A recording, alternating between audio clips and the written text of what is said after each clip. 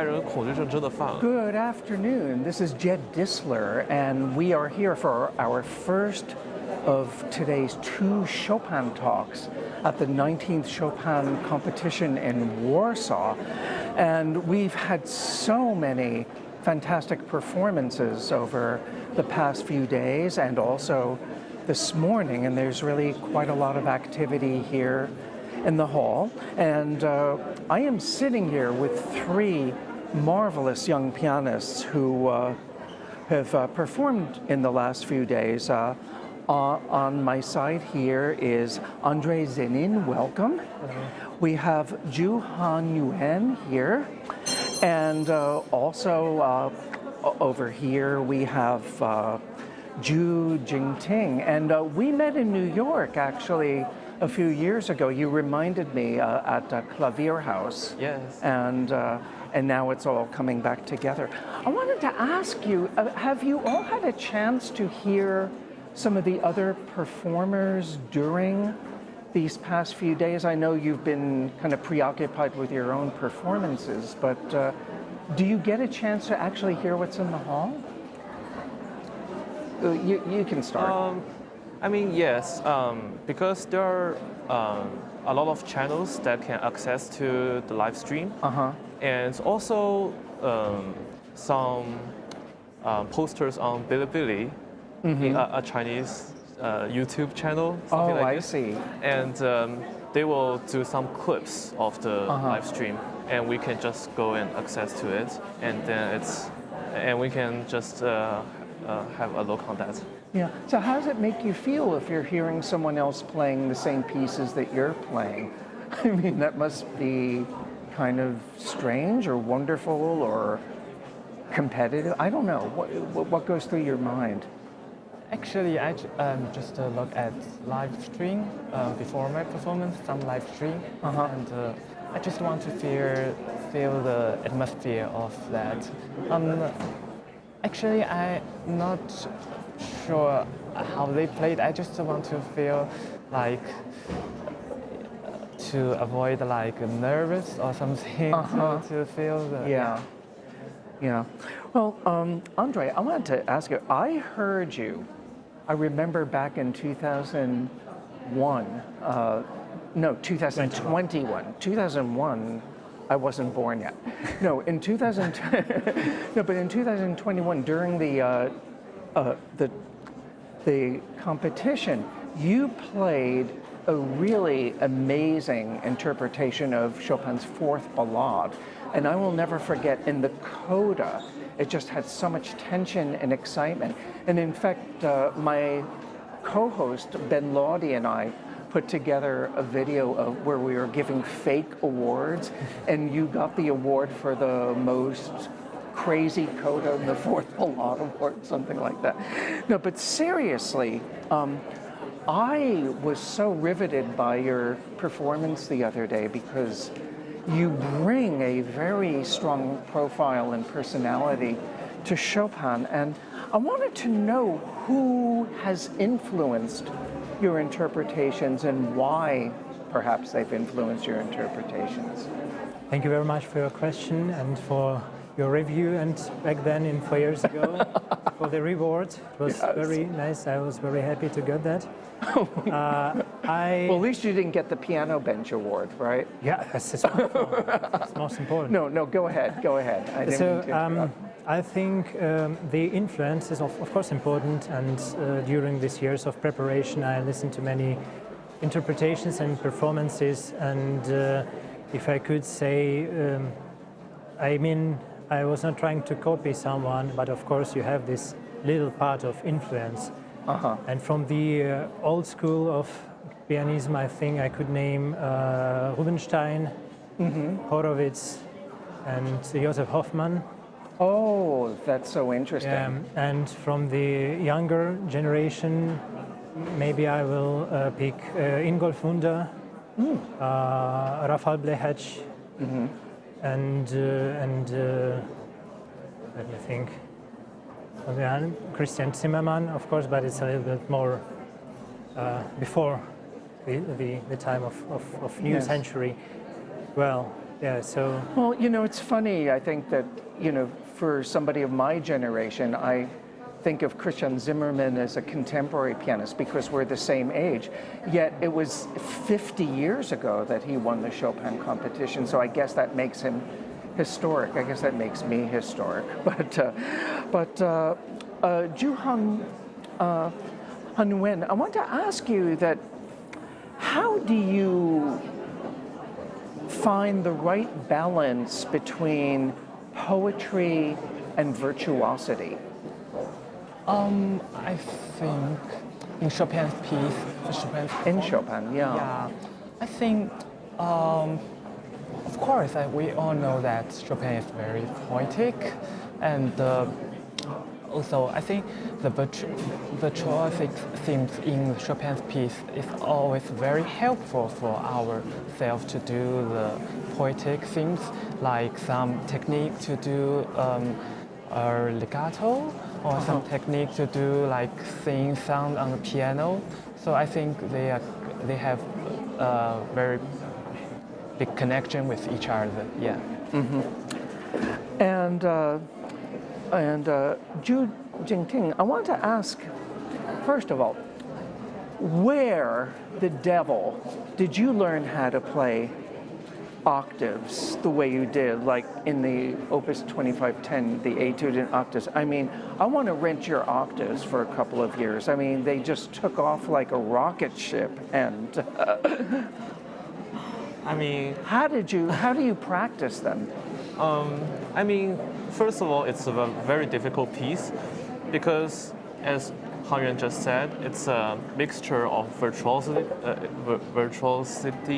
and poetry. Because I took the middle section is the heart of the piece. Oh, interesting. Yes, Yeah. because at that time, I think when Chopin wrote Opus 25, I think what he already witnessed is a kind of all the things in wars or something, which is very not so good. And he depicted that with a very dramatic contrast between poetry and all the very devil octaves, like at the beginning and the end. So I will took the middle part is the most valuable part because Chopin is remembering the past, all the pieces, all the peacefulness, and then all the things. It's just a furiousness, and I think Chopin hardly used like triple forte at the end of the octave paragraph, which is really insane writing, which is really kind of attracts me a lot.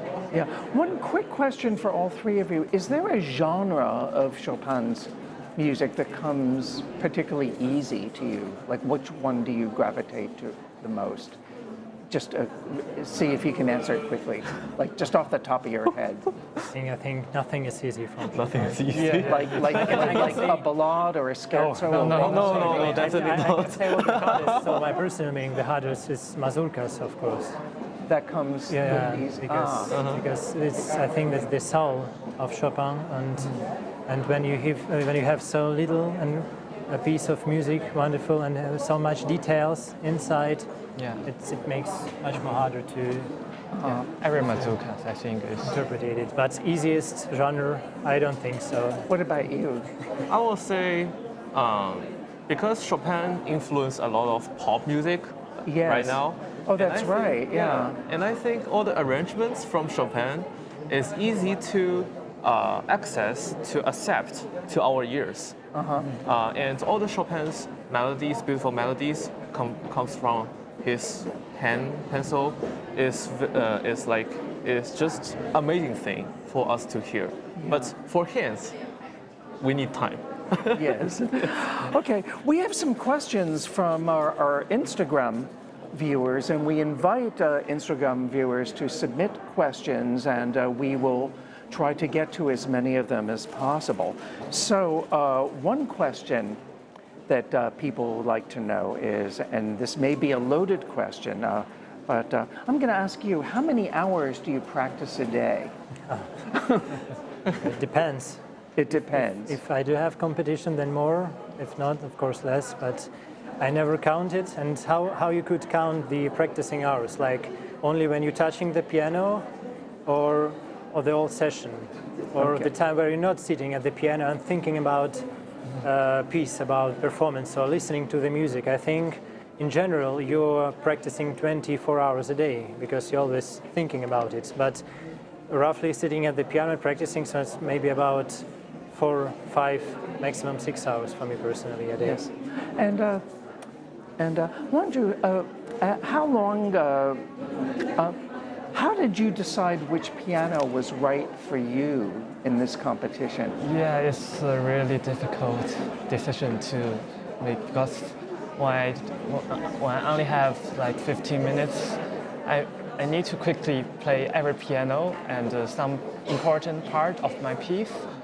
So, because I choose specially piano this time, because when I play like some part in waltz or some part in barcarola, I played yesterday, I feel that some part for me is so attractive when I heard this sound. It's so special for me. So, yeah, like some quick part and something like in barcarola middle part is so beautiful on this piano. So, yeah, that's why I choose.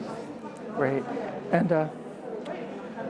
Zhu Jingting, how do you, one Instagram viewer wants to ask how you calm your nerves before a performance. Well, I will say, so it's my first time to be in such a big competition. Yes. Like, actually, I did not attend a lot of competitions before, and this is the really big one. And it was my first time in life. Wow. And I was thinking about, it was it has stress on myself. I mean, yes, but also I will think about. So here it's Warsaw Philharmonic. It's the place that live stream for years. Since I was very small, I just saw the live stream of Chopin competition here, and it's a stage for my dream. So it's a realization. Great, and we don't have very much time because we have another group of 3 pianists, but of course people always want to know what you feel like eating immediately after you play. Just quickly off the top of your head, what do you like to eat after you play? Definitely a meal. Oh, a real Dessert, like cheesecake. Cheesecake? Yeah. Steak. Cake? Steak. Steak. Steak. Oh, protein. Well, I don't know. Well, I think being here in Warsaw, I mean, we have an abundance of fabulous restaurants all over here. So hopefully we'll all meet for dinner. So anyway, I want to thank you 3 for being here, and it was just wonderful to see you and talk with you, and I wish you every good luck for the rest of the competition. Thank you so much. Okay, so thank you so much. Thank you. Okay, we have 3 more contestants who are going to be speaking with us now, and my little earpiece is giving me a lot of trouble. You'll forgive me with that, but I can sort of hear. I'm going to introduce them to you right now, and we've been hearing them playing over the past few days, and they've just arrived in their seats. We have Jonas Almiller here. It's great to see you. Welcome. We have Hanyuan Zhu is here, and Ryan Wang is here, sitting furthest from me. And thank you all for being here, and thank you for your wonderful performances over the past few days. I've really been enjoying hearing you.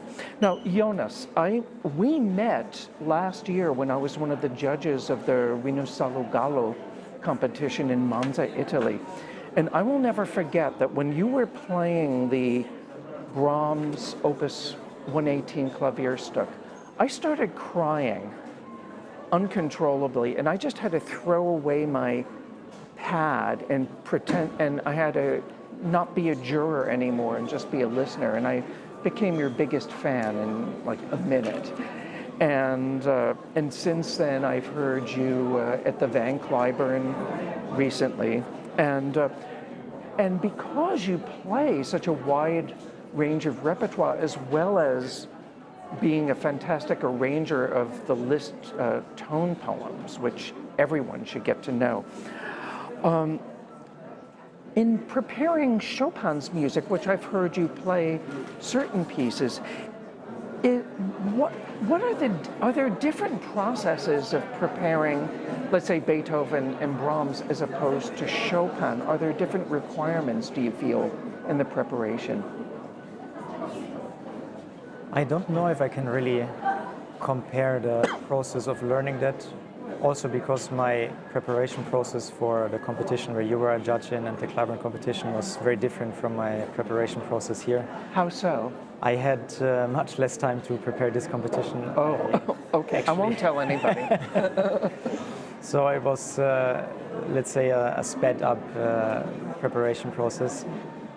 This definitely feels different because you spend time exclusively with one composer, and that rarely happens in your life as a young pianist. Usually we are required to play a lot of different composers, a lot of different styles, and to just dedicate time to one singular composer is actually a very interesting experience. Okay. I want to ask also, Hanyuan Zhu, how I know that you've had a lot of experience playing period instruments, and I am curious if your experience in the world of period instruments has informed your work in Chopin. Well, I had to admit that I didn't play that much Chopin on the period instruments because it was previously only 1 year course, but I decided to do it 2 years. And I started out with the harpsichord, and with that I already battled a lot. So I began with the Baroque pieces, the French Baroque stuffs from Rameau and Couperin, and it was only in the very last semester that I finally played some mazurkas on the period instrument. And how does it feel in relation to the concert grant? Well, to play on the period instruments, you have to basically throw out everything you had in your ears as expectation for the sound, because one big feature of the most period instruments is the strings are parallel, which means you have different color in every register, and they don't connect. So if you really want a round sound, yes, and a fully harmonized sound, then you're round place by sitting on the period instruments. There, what I, under the guiding of my professor for period instrument that time, was to really think about the clarity. I see. And different articulations. And actually, because the pedal was not so deep as what we have nowadays, you can't really really pedal the whole bar. Or sometimes a few bars one after another, and not making it really dirty or blurry. Great, yeah, that's very interesting. So Ryan, I know firsthand that you really prepare with great scrutiny in terms of the details that you, in attention to markings and phrasings and everything. But at the same time, as a performer, when I've heard you here and I've heard you elsewhere, you really just give your all as a performer. And I'd like to ask you, what are the differences between practicing and performing? I guess, especially when preparing for a competition like this, the practice, you really want to strive for, kind of almost perfection, and nothing is kind of left to chance, and you have planned everything very carefully. And then I think when you do end up performing, in this great big hall, it's just letting yourself flow with the music, and you let go, and it's more of just really connecting with your love for these pieces. And I remember yesterday or 2 days ago, when I played, there were moments where when I got to my favorite bits, it was just an overwhelming love for this music and for Chopin. That's really important to find, I think, on the stage. Mm-hmm. I want to ask all three of you, do you notice the audience? Do you feel an awareness of the audience when you're playing? I would say what I do feel is when the audience gets very quiet, very concentrated, very focused, and when you kind of get the sense that everybody is carefully listening right now, everybody is really feeling the spirit of the music together, that you definitely feel on the stage too as a performer. Mm-hmm. And now, I have so many questions here. These are some Instagram questions, again, from people who've been writing in, and there are just so many of them, and I'm just going to kind of pick one at random. Actually, here's a question that I always ask people when I'm interviewing them for my radio show, and I'd love to hear this from all of you, and I will share my answer with you. I love this question. It says, if you could have dinner with any composer, living or dead, who would it be? Ryan, go first. Me? Well, I guess since we're here, probably Chopin. I've been very inspired by his music, but we don't have any recordings of how he played. We only have accounts of his students and people who listened to him. I mean, we do know that he played very, very beautifully, and that he really valued sound and phrasing and just beautiful music above anything else. But I would really just love to speak with him and even hopefully hear him play. Wow. Well, what we would not give to hear Chopin play. Which composer who would you like to have dinner with? Well, it's a little bit difficult for me to choose because when you mentioned the question, there were so many names in my head. Well, a very interesting choice would be actually Franz Liszt, because it was with his acquaintance with Chopin that he got to see the public and the public got to see him. So I would like to really ask, how was your feeling of being introduced by Friedrich Chopin to the public? I see. Yeah, and Jonas, you. I think before I was preparing for this competition, I would have answered the question with Bach. I would have loved to have dinner with Bach. But now, after also reading some biography of Chopin's, I would actually be quite interested to have dinner with him. Well, I think I'd like to have dinner with both Liszt and Chopin. But anyway, I thank all of you for joining me here for our Chopin talk. We have and we have some more time to talk. So great. We do have some more questions from our list here, and Ryan, I'm going to ask you first. What is the first thought that comes to your mind when you stand on stage? I remember yesterday when I walked up the steps, I was quite nervous. Yeah. But then when I actually walked onto the stage and I saw the audience, and I felt just a very strong emotion. I can't really describe it, but it was just a feeling of just deep gratitude, and also I was very inspired by this stage and by the beautiful hall, and it was very inspiring. And I was asking before about Chopin performers who have had influence on you, and maybe you can all talk about this. Like, who have you heard in the past when you're learning these pieces? So who have you turned to for inspiration or guidance? Yeah, I got really inspired from some of the old gray performers like Bela Davidovich, Yakov Zak, and